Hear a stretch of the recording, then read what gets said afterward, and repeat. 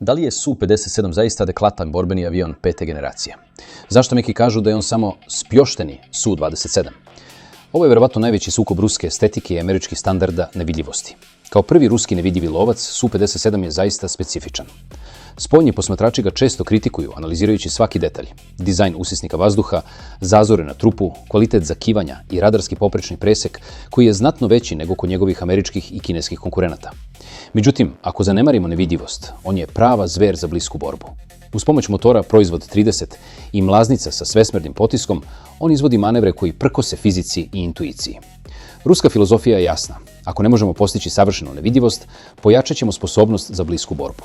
Dokle god može da koristi prodor na malim visinama kako bi preživeo do vizualnog kontakta, on će svojom super manevribilnošću potpuno potisnuti protivnika. Su-57 možda nije najsavršeniji nevidljivi avion, ali je definitivno najopasniji borac u bliskoj borbi.